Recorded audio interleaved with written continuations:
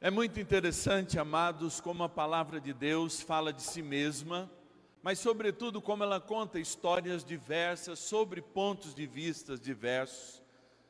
E é muito mais interessante ainda saber que a palavra de Deus, ela não é requentada, não é uma história de fato requentada. Ela, como diz a própria segunda leitura, ela coloca as suas bases em pessoas que viram esses acontecimentos, participaram desses momentos. Muitos, como diz São Paulo, que está lá, a sua conversão tardia, já depois da ressurreição de Jesus, da sua ascensão, do envio do Espírito Santo. Mas sentem a mesma força, ou seja, o motivo do encontro é o mesmo de aconteceu com o ressuscitado, não muda. A força do encontro que Paulo teve não mudou, é com o ressuscitado, tanto que transforma a sua vida, que opera esse sentimento, essa paixão avassaladora que tanto nos falta. É interessante que hoje a gente acredita mais em Alexandre o Grande do que em Jesus Cristo. Alexandre o Grande foi um homem que conquistou parte da Europa, Ele era da Calcedônia, Grécia, Turquia ali, e ele conquista inclusive o Egito, faz no ano 3º século antes de Cristo.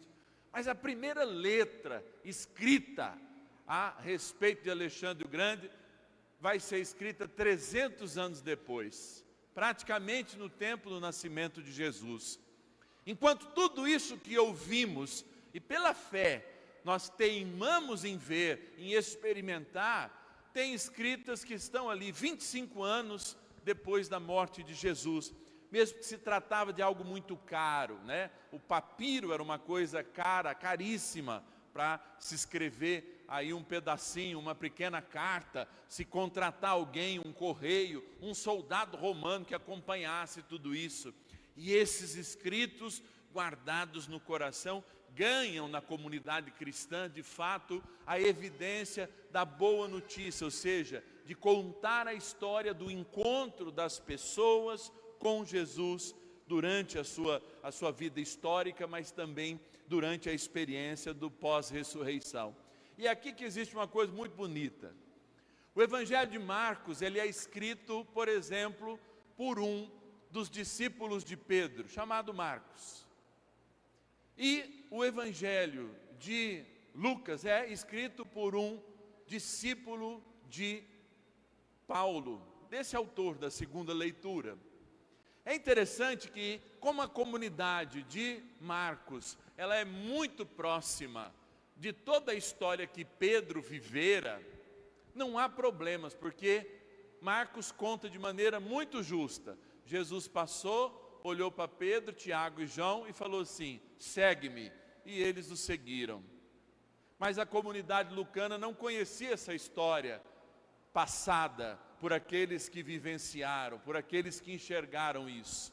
Então, a encomenda de Lucas, ela é mais precisa, ela é mais pesquisada, e ela conta justamente essa história maravilhosa do encontro do nosso primeiro líder, nosso primeiro Papa com Jesus, que se deu justamente em cima da barca, em cima do lugar onde ele trabalhava. Não foi numa igreja, não foi na sinagoga, que era também um lugar de oração, nem foi no templo, mas foi justamente o encontro no lugar onde eles trabalhavam. A pregação, o milagre, mas sobretudo o reconhecimento que Pedro teve, o seu pecado e a grandeza de quem ele conversava, a grandeza de Jesus. Como nós não somos judeus do primeiro século, às vezes é preciso ter, de fato, uma chave de leitura. Por quê que Pedro prefere se afastar de Jesus? E nós hoje, que somos pecadores, somos chamados lá a buscar a confissão, a ir até próximo de Jesus. O que se tinha no primeiro século era justamente aquilo que a palavra de Deus fala: diante de Deus o pecador morre. Então, estar diante do Altíssimo é algo que poderia causar a morte a um pecador. Mas quando Pedro se declara pecador diante de todos, há algo público nisso. Pedro não está declarando um pecadinho, ele está declarando algo público. E é justamente a partir desta declaração de reconhecimento do seu pecado e, portanto, da necessidade de um Salvador, que ele vê à luz dos seus olhos, é que ilumina a liturgia de hoje. O encontro com Deus de Pedro, como assim fez São Paulo, narrando aí no capítulo 15 de Coríntios, ou mesmo de Isaías, recebendo, através da tenaz, a brasa incandescente, para de fato fazer com que as suas palavras se tornassem proféticas. Nesse quadro todo, o que será que falta nas nossas vidas? A barca do nosso trabalho, da nossa existência para encontrar Jesus?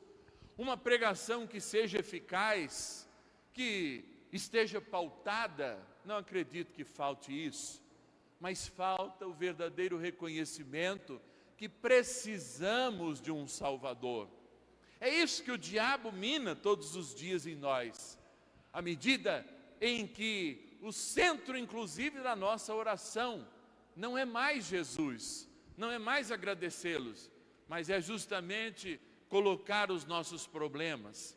E ainda mais hoje, que nós temos, graças a Deus, ciências para colaborarem com a nossa existência, Deus deixa de ser o suporte psicológico, por vezes o médico que nós buscávamos, e ele vem ser algo que não passa do preceito, porque não existe a paixão que só pode acontecer no encontro. Não existe virtualidade na paixão com Deus, porque nós falamos do ser que existe, invisível, mas que hoje se manifesta a cada um de nós, como pessoa, inclusive para nós cristãos católicos, como alimento. É Ele que não se entrega apenas a cada um de nós pela palavra, mas também pela fração do pão do vinho. Mas o que há em nós então de erro? Senão, justamente, porque não assumimos a missão. Porque aqui a gente está falando de missão. Ninguém é chamado a alguma coisa para não fazer essas coisas. Ninguém é chamado para uma festa para não ir à festa. Ninguém é chamado a uma vocação e a determinados dons que a gente inclusive pode desenvolver para guardá-los. Ninguém acende uma luz, vai dizer a palavra de Deus, para escondê-la. Nós somos chamados a ser pescadores de homens, e não é aqui na igreja que a gente pesca homens, é na realidade das nossas barcas do dia a dia, ou seja, é quando justamente a nossa palavra, correspondendo àquilo que a gente experimenta, é de fato a realidade. Eu encontrei um Deus, como São Paulo disse, e este Deus é que eu vos falo. Eu encontrei essa realidade. E por vezes a gente diminui muito a experiência com Deus aos doutrinalismos, muitas vezes, que a igreja nos ensina para nos armar, não para fazer com que aquilo seja de fato a realidade da nossa fé. Não, se existe uma moral cristã, é para nos armar, para não perdermos o amor. Se existe uma indicação de fato do que é certo e o que é errado, é para a gente não perder o caminho, não para a gente se distrair no caminho e dar aspecto a somente aquelas coisas. Tem gente que hoje para na estrada e fica admirando a seta, fica admirando e tirando selfie com quantos quilômetros falta para o lugar. Isso é indicação como a doutrina. A gente não fotografa a doutrina, nós usamos a doutrina como uma arma para não perdermos o caminho, nem tampouco a verdade e nem tampouco a vida que é Jesus. Mas existe este dilema de um Deus que está saindo da sua divindade e está descendo tão perto de nós como resolvedor dos nossos problemas, como um marido de aluguel, e de fato perdendo a sua divindade, mesmo para aqueles que dizem que creem e que servem. Nós não estamos falando para quem está lá fora, estamos falando para nós, que dizemos que servimos, mas não vemos essa realidade tanger a nossa realidade. E aí a palavra deixa certo, é porque nós não encontramos Jesus. Porque nós não encontramos Jesus, nós falamos não ainda para Jesus. Porque a gente é boa, a gente é gente boa. Nós não somos bandidos, nós não somos esses ladrões, né, que roubam, como os grandes políticos do Brasil, como os grandes e muito grandes, né, que fazem aí alguém pagar. Eu estava vendo uma estatística, né, que teve um cara o ano passado que lucrou 91 bilhões de reais, 91 bilhões de reais, e ele vai pagar imposto de renda, sabe por quanto? Por 100 milhões, ele não vai pagar 100 milhões de imposto de renda, ele vai pagar 30% sobre 100 milhões, então o cara ganhou 93 bilhões e vai pagar imposto de renda 30 milhões de reais, 30 milhões de reais, né? E quem ganha um salário mínimo, 3 mil reais, paga aí 100, 120, 150 reais por mês. Então, nós não estamos falando desse tipo de gente que condiciona a gente a viver nessa injustiça. Não estamos falando disso. Nós estamos falando de gente boa como a gente. Sabe por quê? Porque você, aí na sua realidade, como eu, certamente deve ter no mínimo uma pessoa, duas pessoas, eu acredito que todo mundo tem pelo menos 3 pessoas na vida, que você não pode negar um favor. Você não tem isso? Você fala para sua esposa, fala assim, olha, aquele meu amigo me salvou quando eu tinha 15 anos de idade, eu não posso negar um favor para ele, você me desculpa.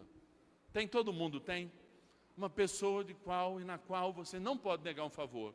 Se ela te pedir algo, você vai fazer. Por quê? Porque você reconhece aquele favor que ela te fez. Você reconhece aquela relação. Você reconhece a importância daquilo que ela te fez. E se Jesus te pede, sai de casa em casa, vai de casa em casa evangelizar, qual é a tua resposta? Qual a tua resposta a esse chamado para alguém que não te fez um favor, mas que te deu a vida? Qual a tua resposta diante, por exemplo, do dízimo? E aqui nós não estamos falando de dinheiro, nós estamos falando de sacrifício.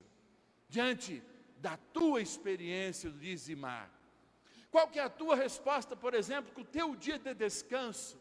Porque Deus te dá 6 dias e fala assim, me dê um aqui. Aí ele diz assim, a partida que ele toma esse dia, ele fala assim, não, eu vou dar, mas para você rezar e descansar. E aí você pega de novo esse dia, antes de dar para Deus, e trabalha, e fica preocupado, em vez de descansar e rezar. A gente rouba 2 vezes Deus. Qual é a tua resposta diante desse chamado de ser pescador de homens?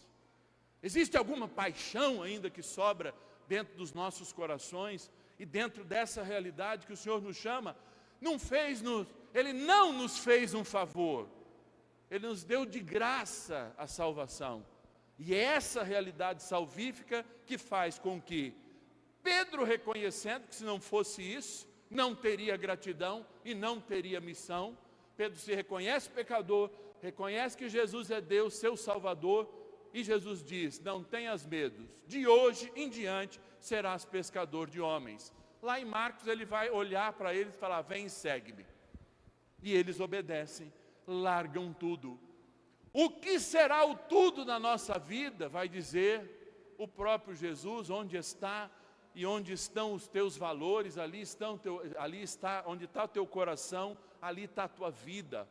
O que é esse tudo que a gente precisa abandonar para de fato, não, quando a gente parece que o diabo põe na cabeça, você vai ter que deixar tudo, tua família, não vai poder criar teus filhos, não vai trabalhar mais, vai ter que ser igual o padre, não é isso não. A gente tem muitas pessoas assim porque falta gente, e tem muitas pessoas que se dedicam muito mais, de fato, inclusive nos seus dias de descanso, mas porque falta uma mão de obra que não precisa ser qualificada, porque Jesus está chamando pescador, e pescador sabe pescar, não sabe anunciar. Pescador sabe pescar, mas Jesus capacita justamente aqueles que Ele chama, e aqueles que Ele chama é aqueles que conseguem enxergá-lo com gratidão, reconhecer o seu pecado e diante da sua grandeza, reconhecer que é um amor de gratidão. Eu repito, Por que que a gente é gente boa de bom caráter e devolve um favor para um amigo, e tem ali numa lista, no mínimo uma pessoa, que a gente não pode dizer não, mas a gente tem coragem de dizer não para quem nos deu a vida eterna? Essa é uma pergunta que cada um de nós tem que responder. Hoje, não é para amanhã. Hoje, na nossa realidade. E não é dizer com a cabeça, nem só com o coração, porque os nossos sentimentos enganam. A gente aprende isso, infelizmente, lá depois dos 40, né? Quando chega um pouquinho de maturidade, é claro que tem gente com muito mais de 40, que é feito uma criança, e a gente sabe disso, idade não interfere em nada, mas ao longo da idade a gente vai descobrindo de fato que acreditar em nossos sentimentos é fria em 99% dos momentos, e muitas vezes as nossas decisões têm que de fato ser racionais. Mas elas têm razão? Não sei, porque se não tem paixão primeiro, nunca vai ter razão. Deus não entra só pelas ideias, Ele entra também pelo coração. Então, se nos falta paixão para ser pescador de homens, talvez, eu não quero julgar a ninguém aqui, porque eu não sou um julgador, talvez falte um encontro com Jesus. Talvez a Eucaristia que nós tomamos não tenha experiência nenhuma, a Eucaristia que a gente distribui, aquilo que a gente faz. Porque todas as vezes que eu digo não para Jesus, eu não estou dizendo para um amigo que me fez um favor, cuja obrigação eu não posso negar, eu estou dizendo para o meu Salvador, que morreu por mim, não quero ser aquilo que você, de fato, evidentemente, me chama a ser. Então, a gente precisa crescer muito na paixão para com o Cristo, nosso Deus, e fazê-lo Deus e Senhor das nossas vidas, no reconhecimento do nosso pecado, que é a chave da porta que abre a realidade da graça para nós, e do sim, que não adianta a gente protelar, porque um dia vai ser cobrado, se a gente não for arrancado antes, arrancado mesmo, porque Jesus passa na figueira, ela não produz, à tarde ela seca, Ele fala, vai lá e arranca, porque o que está plantado na graça, mas não produz graça para a salvação do mundo, é isso que a gente vai ouvir na última oração, não tem por que ser alimentado. Vive na escuridão e está acostumado com a escuridão. Hoje, Pedro diz que é da luz, e é à medida em que ele assume a luz para as suas vidas, que ele vai ser o luzeiro da comunidade que nasce, morrendo da mesma maneira e ainda de modo pior, pedindo para ser invertido. Ele diz, olha, eu nem sou digno de ser crucificado como ele foi, vira essa cruz de ponta cabeça. Esse é o pescador que fundou essa empresa, a maior multinacional do mundo, que vive há 2025 anos falando do seu legítimo Senhor, do seu legítimo fundador, que na cruz deu a vida por nós e nos deu com o Espírito Santo em Pentecostes a maturidade para sermos verdadeiramente pescadores de homens. Louvado seja nosso Senhor Jesus Cristo.